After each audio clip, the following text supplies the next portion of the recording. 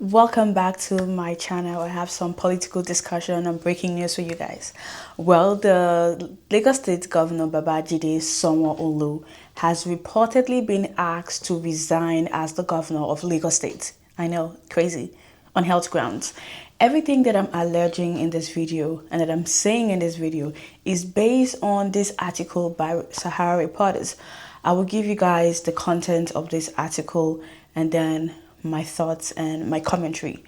Sanwo-Olu was asked to resign as the governor to pave the way for his deputy, which is Obafemi Hamzat, so that he can assume the position and the office and complete it for the remaining of the administration's tenure. According to sources within the presidency, President Bola Ahmed Tinubu, and also key members of his inner circles have said that they are dissatisfied with the current leadership of this Lagos State governor, and they have also moved to initiate a transition plan, which is what we are seeing now. This is what Sahara Reporters is reporting. The arrangement, if carried through, would not only see Hamzat finish the current term, but also will position him as a front runner for a fresh 4-year mandate in the 2027 elections. As at the time this video was recorded, the special advisor to the governor on media and PR said that people should disregard this report. He called it false, but I personally did not believe or think that it is entirely false. And I also feel like the governor wanted this to leak so that it doesn't happen. That's how I feel. This is my thoughts and opinion. Anyways, let's get into this. Sanwo-Olu seems to have pissed off Tinubu, and I personally feel like he is not a supporter of Tinubu, but he's trying so hard to appease Tinubu and look good to the president. I feel like he have, his reservation about the president. Remember when the governor commissioned the biggest school complex in Nigeria and in Africa, and also the road in Lagos? The president was in Lagos at that time, but he rather sent the Senate president to commission the project. We were told that the president is going to be there to launch that project. He was indeed in Lagos, but he didn't come out to launch that project. Of course, there was excuses. I don't know if there is a link between the two, but I feel like it is. I strongly believe and feel that the relationship between Sanwo-Olu and the president is strained.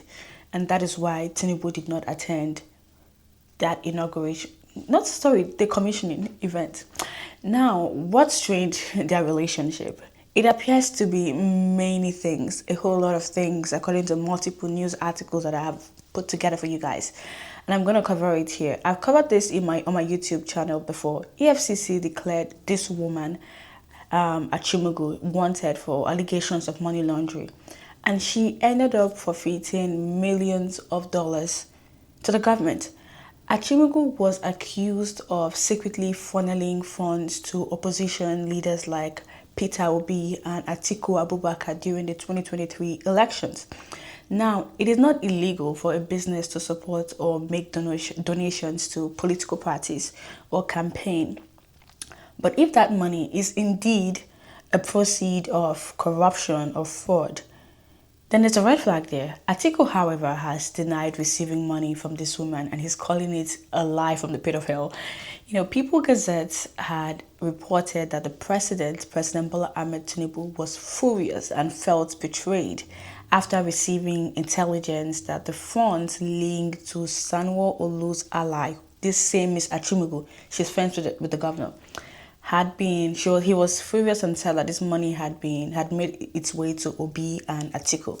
Achimugu is an independent businesswoman, and if the president is upset that she has a friend of Sanwo-Olu is allegedly sending money to opposition, it tells me, and I interpret that to mean that there is more to the friendship between her and Sanwo-Olu. That's how I interpret it.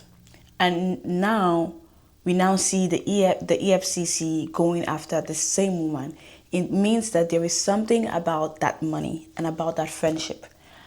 I don't believe that Tinubu is just upset that she's donating her personal money to opposition. It's her money. She can do whatever she wants, It also raises question about where this money came from. What is it about this money? That's the question that I have. Anyways, The gist is money was sent, president felt betrayed, and now EFCC is after this lady and this woman. I don't feel bad for her, not a single bit.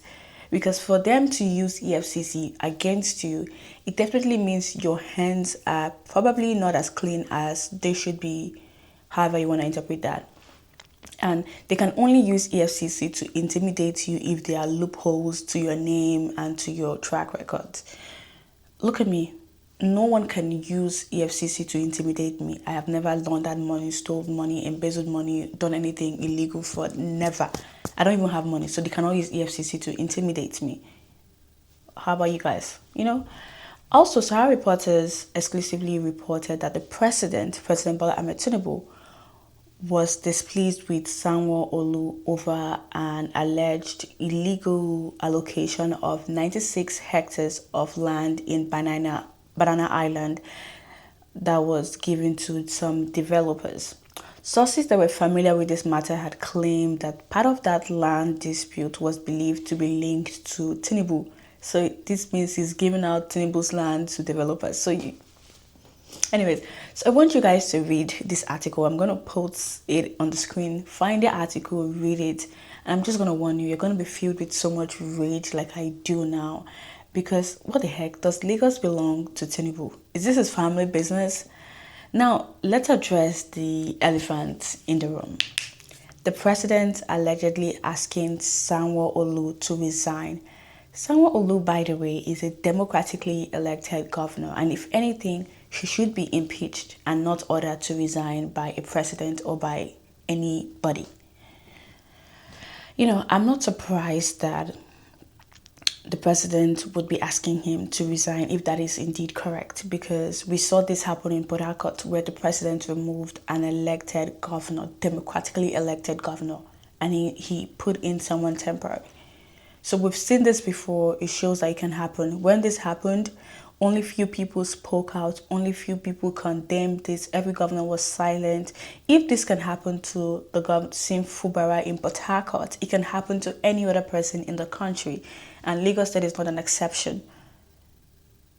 It's almost like everyone is scared of Tinubu. No one wants to speak out against him. He's like this godfather. It's almost like Tinubu has something on everyone and they just cannot challenge him.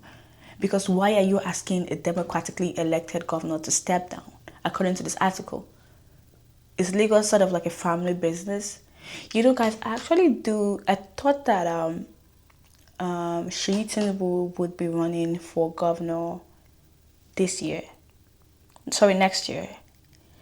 But what this is looking like is, if Sanwo-Olu's deputy comes out and if he completes the tenure of Sanwo-Olu for the remainder of his administration, he can only become the governor for another tenure.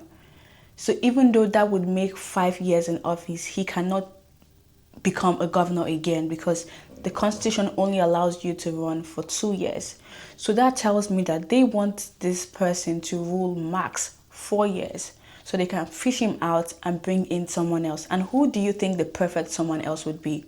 I know the answer. I feel like it's Sheyi Tinubu. I think Sheyi Tinubu is not ripe enough. They are grooming him for the next governorship election, not this one, the next one to come. By that time, Tinubu is probably, his calculation tells him that he's going to be out of office, then his son is going into power. We're in for a long ride. We are in for a long ride. Anyways, that's all I have for you guys on this topic. This is such a crazy news story. Crazy. Very crazy. Thanks so much, guys, for watching. And I'll be in the comments chatting with you guys as I always do. And have a good rest of your day. Bye now.